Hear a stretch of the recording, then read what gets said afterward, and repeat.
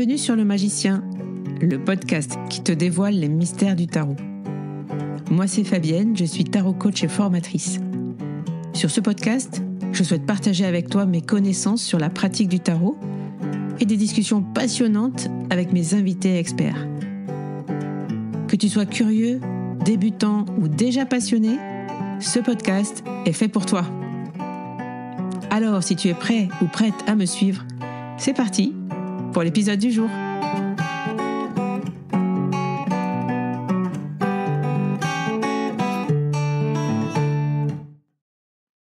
Bienvenue dans ce nouvel épisode du Magicien.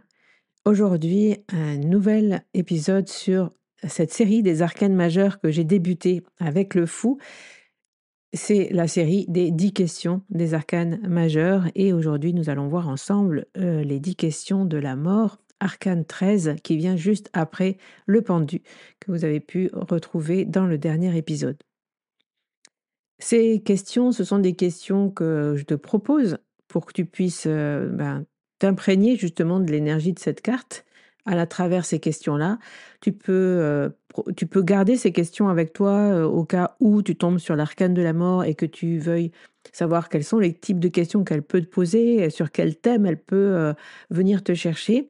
Tu peux aussi simplement journaler avec ces questions et te poser véritablement les 10 questions que l'arcane te pose pour travailler avec cet arcane, avec son énergie, pour la comprendre vraiment de façon plus, je dirais, plus profonde et pouvoir comme ça les intégrer et pouvoir, quand tu tires cet arcane, te rappeler peut-être de ces questions et t'aider à faire tes interprétations.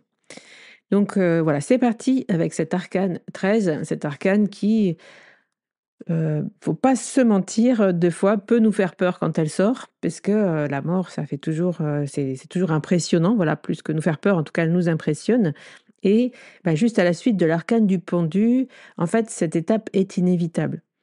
Après un moment de blocage, de réflexion intense qu'on a vu dans l'arcane du pendu, hein, où on ne pouvait pas agir, la prise de conscience souvent est inévitable. On doit se transformer, en fait, pour laisser ce qui n'est plus utile et ce dont on s'est aperçu dans notre longue réflexion suite à l'arcane du pendu. Cette carte nous parle donc de libération, de transformation et de deuil symbolique, c'est-à-dire de ce qui ne doit plus être, de ce qu'on doit abandonner. Et donc, elle nous aide à faire le deuil de choses qui nous sont plus utiles. C'est une carte hyper intéressante, mais moi, personnellement, j'y mets toujours le mot transformation, tout simplement. Et avec ce mot-là, effectivement, j'essaye de comprendre ce qu'elle vient me dire dans mon tirage. L'amour dans le tarot, c'est cette voix intérieure qui murmure, ce passé ne te définit plus. Tu n'es plus cette personne-là ou tu n'as plus besoin d'être cette personne-là. Et tu peux peut-être t'ouvrir à une autre façon d'être au monde. Voici comment t'aider à transformer avec donc les 10 questions de l'intransigeante arcane sans nom ou arcane de la mort. Alors, je te conseille de rester jusqu'à la fin de cet épisode et la fin de ces 10 questions parce qu'après cela, je vais répondre à une question et j'ai eu envie de répondre de façon générale sur ce podcast à une élève de la formation Tarot de Coaching qui a intégré la formation dernièrement et qui me pose la question de je note, puisque dans la formation, il y a un livret où j'invite les personnes à créer et à noter tout ce qu'elles vont trouver sur les 78 arcanes et notamment les questions que les arcanes peuvent leur poser. Donc tous les mots-clés, les interprétations, les notions, tout ce que voilà, noter tout ça dans un carnet avec une page par arcane et notamment donc les questions.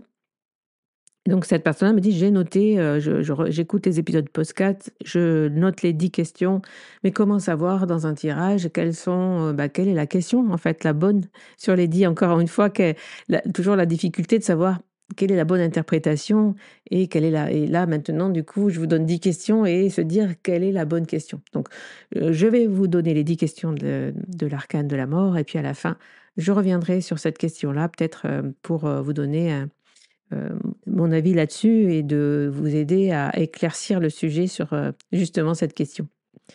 Donc, c'est parti, numéro 1, question de l'arcane sans nom.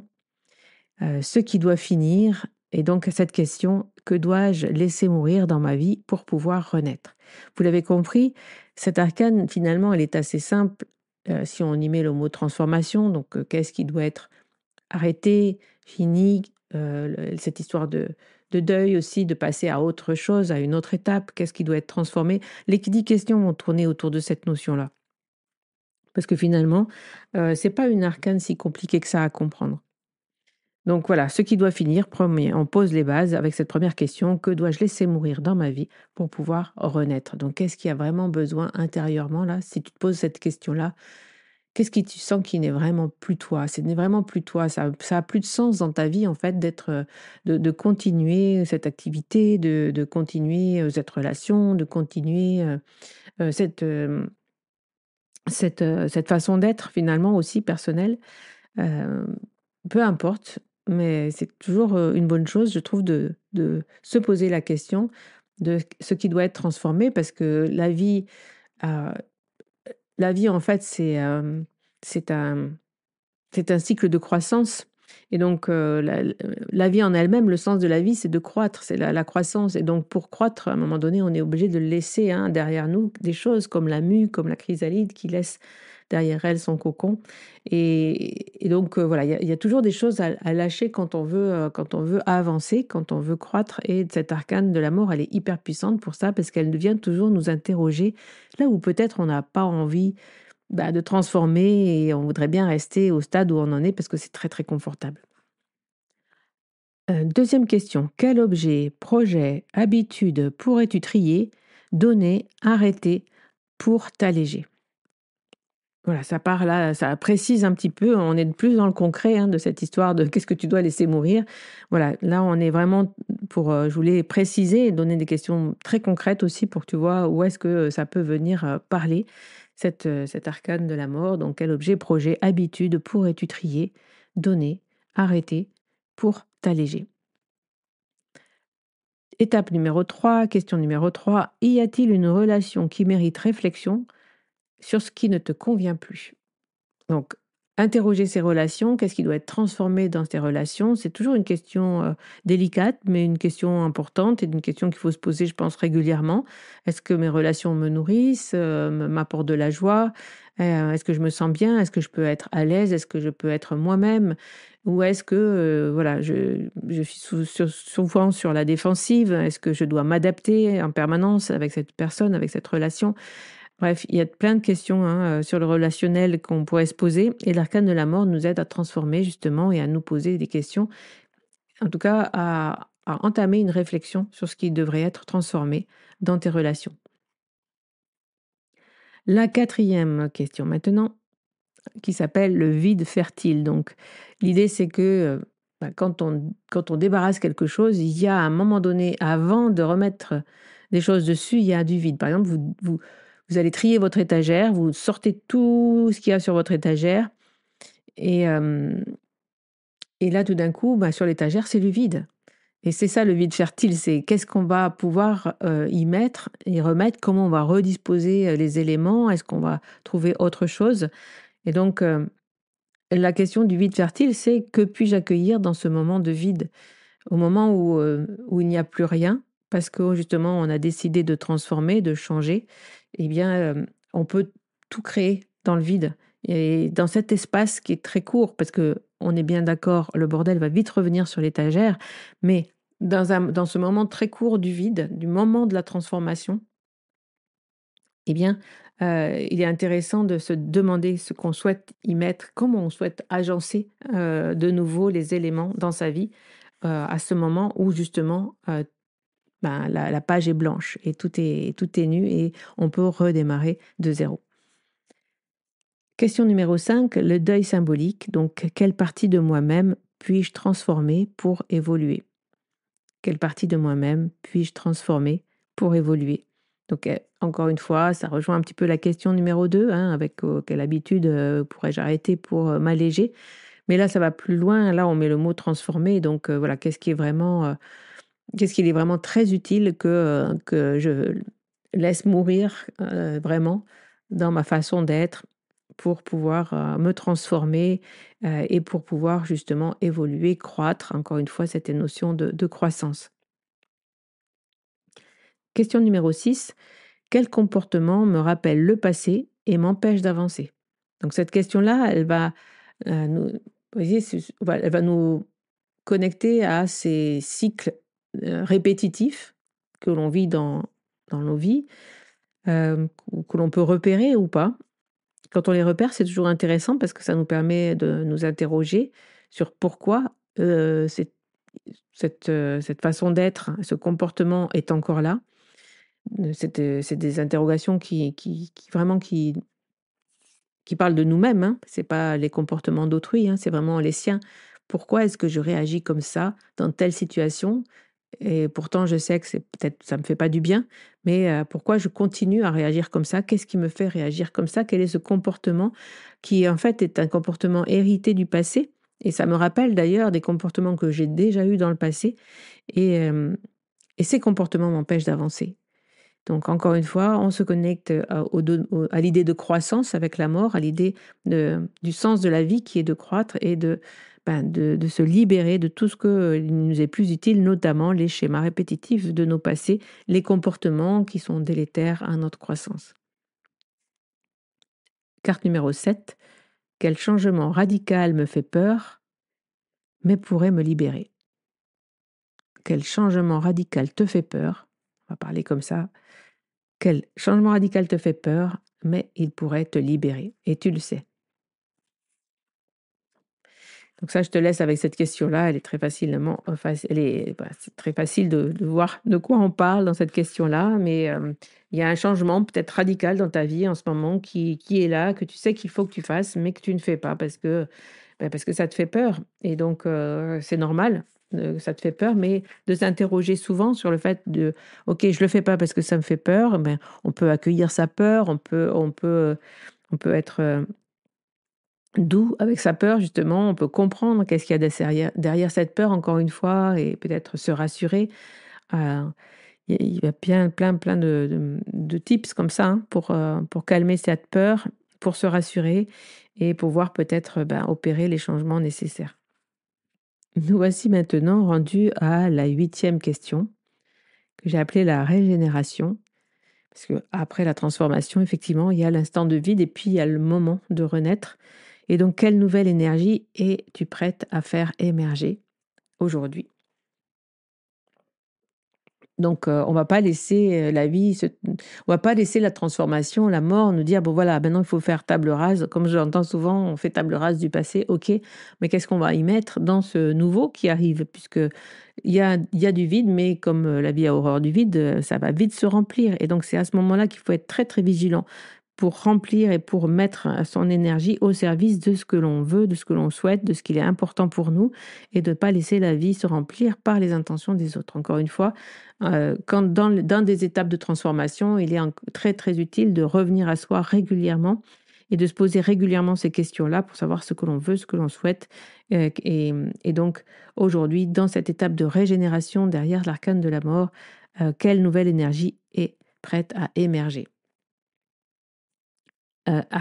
Question 9. Le rituel de passage, quel petit rituel de fin pourrais-tu créer pour signifier symboliquement le passage? Donc, c'est encore une fois, ces étapes de transformation, elles sont importantes, elles sont impactantes et elles peuvent nous faire peur. Donc, à ces moments-là, eh bien, peut-être qu'en se connectant à un rituel de passage, d'étapes, et ça peut être une bonne chose, peut-être de ce petit rituel, de le créer toi-même. Quel petit rituel que je peux mettre en place pour créer symboliquement le passage. Il y a plein de rituels de passage, hein, qu'on honore souvent et déjà dans nos vies, hein, des grands rituels de passage. Et pour parler de la mort, notamment le rituel de l'enterrement, du passage justement de la vie à la mort. Et donc ça, c'est très symbolique. Donc ce rituel symbolique dont je te parle, c'est vraiment des rituels symboliques de transformation quotidienne dans ta vie. Ça peut être quand tu transformes, par exemple, par un déménagement, mais aussi une transformation, hem, d'habitude, de vie, des choses très, très simples en fait, hein, et ces choses-là, on peut aussi, les connecter à un rituel symbolique. Bah, ça peut être aussi avec tes cartes justement, hein, des rituels, de changement de saison, de passage, de transformation. Tous ces rituels, ils peuvent être faits, simplement avec tes outils, ceux que tu aimes, ceux que tu apprécies. Et puis, ben, 10e étape, le passage donc. En quoi cette fin n'est-elle pas une perte, mais une initiation vers une vie plus alignée? Et cette, 10e étape et cette 10e question, t'amène justement dans le prochain épisode avec Tempérance qu'on verra, alors pas la semaine prochaine, mais dans le prochain épisode donc, qui nous connectera à l'arcane 14, Tempérance. Et cette question-là, vraiment, elle prépare à la compréhension de Tempérance, en quoi cette fin n'est pas une perte, mais une initiation vers une vie plus alignée. Tempérance, après l'arcane de la mort qui nous a éparpillés dans tous les sens, hein. Euh, Si vous voyez la carte du rider ou même du Marseille avec la Faux et des eaux un peu éparpillées dans la nature. Alors on peut se dire, dans le passage de la mort, on a été un petit peu éparpillé dans tous les sens et Tempérance va nous aider à retrouver tous les morceaux, à recoller notre être, à recoller tous les morceaux pour redémarrer, mais de façon beaucoup plus alignée puisque l'étape de la transformation est libératrice d'énormément de choses. On a d'autres étapes libératrices qui arrivent, mais ce passage dans Tempérance après la mort est bienvenu pour comprendre une notion essentielle, à mon avis, dans la vie. Et c'est pour ça que Tempérance est une des cartes préférées, une de mes cartes préférées du tarot, parce qu'elle par la compréhension qu'elle nous apporte. Donc, on verra ça dans l'épisode suivant. C'était juste un petit teasing, sur Tempérance. J'espère en tout cas que ces questions et cet arcane de la mort, ben, ne te fait pas forcément peur. Le passage et la transformation, bien sûr que ça fait peur, à des degrés plus ou moins importants. On peut voir cette carte aussi, comme je te l'ai dit tout au début, sur des notions. C'est une notion symbolique que l'on peut mettre, heu, à tous les niveaux de transformation en fait, et de passage que l'on vit dans notre vie et ça peut être des passages très, très joyeux, très importants, très joyeux qui nous amènent, beaucoup de force et de croissance donc c'est à cette énergie-là aussi que tu peux te connecter quand tu tires l'arcane de la mort. Voilà, pour répondre à la question donc de Nathalie, pour ces 10 questions et ces épisodes sur les questions, comment savoir du coup quelle est la bonne question quand on fait un tirage? En tarot de coaching donc, j'apprends à mes élèves de s'habituer à ne pas forcément faire une interprétation, gravée dans le marbre, une interprétation, disons, en termes affirmatif, mais plutôt une interprétation en termes interrogatifs. Donc si, je tire l'arcane de la mort, comment savoir si la question est, que puis-je accueillir dans ce moment de vide? Ou quel comportement me rappelle le passé et m'empêche d'avancer? En fait, il y a pas on peut pas le savoir au départ et ces questions, ouais, ces épisodes et ces 10 questions servent simplement à essayer d'intégrer, donc comme je vous l'ai dit au début de l'épisode, à intégrer l'arcane de la mort, à comprendre tous ces aspects et tous les questionnements qu'elle peut nous poser. En répondant personnellement à ces questions, tu vas comprendre où est-ce qu'elle vient te chercher. Ces questions-là, elles sont là aussi pour nous aider à comprendre là où l'arcane de la mort vient nous chercher. Et une fois que vous avez intégré, dans votre tarot, dans votre pratique, cet arcane et tous les arcanes du tarot, eh bien, une fois qu'elle sort, en fait, elle, heu, en retournant l'arcane de la mort, vous pouvez avoir une interprétation qui arrive, une sensation, un symbole, vous pouvez avoir une des 10 questions qui arrivent, mais il y en a tellement d'autres et puis tourner avec des mots peut-être qui sont les vôtres. Hem, donc il n'y a pas besoin non plus d'apprendre ces listes de 10 questions et de savoir quelle est la bonne. Il y a juste à s'habituer à poser vos propres questions, heu, à vous demander quand vous voyez une carte de tarot: «Quelle est la question qu'elle me pose?»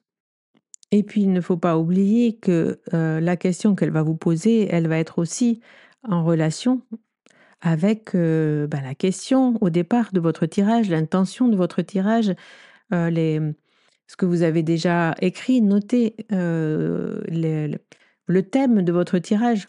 On peut transformer sur plein de thèmes différents. Donc, elle vient nous indiquer à l'endroit où on la tire, dans le tirage dans lequel on la tire, à l'emplacement sur lequel elle vient nous poser la question de la transformation en général.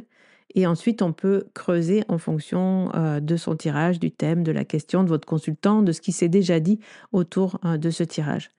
Donc voilà, je vous invite à vous entraîner. En fait, c'est vraiment par l'entraînement, par la pratique, par voir les cartes un nombre suffisant de fois dans de nombreux tirages, avec de nombreuses questions, que l'on comprend et que l'on acquiert la dextérité, je veux dire, d'interprétation. Et que l'on sait, quand on retourne la carte, quel est le thème de la question qu'on peut poser à notre consultant ou que l'on peut se poser soi-même. Et puis, on n'est pas obligé de poser des questions aussi quand on fait du tarot de coaching. On peut faire une interprétation et une proposition. Et on peut poser des questions simplement pour essayer de creuser justement autour de l'arcane, autour de la question du consultant. On n'est pas obligé d'aller chercher les questions des arcanes pour avancer dans le questionnement. Donc voilà, tout ça et toutes ces questions, c'est vraiment passionnant. Mais voilà, il est temps de te laisser avec cet arcane de la mort. J'espère que cet épisode t'a plu. N'hésite pas, encore une fois, à me faire tes retours et sous l'épisode sur YouTube. On peut laisser des commentaires. On peut laisser aussi des commentaires sous le post Instagram, sur le compte Instagram du magicien, le magicien podcast, tout simplement. Je t'embrasse, je te souhaite une très belle semaine et je te dis à la semaine prochaine pour un nouvel épisode. Bye bye.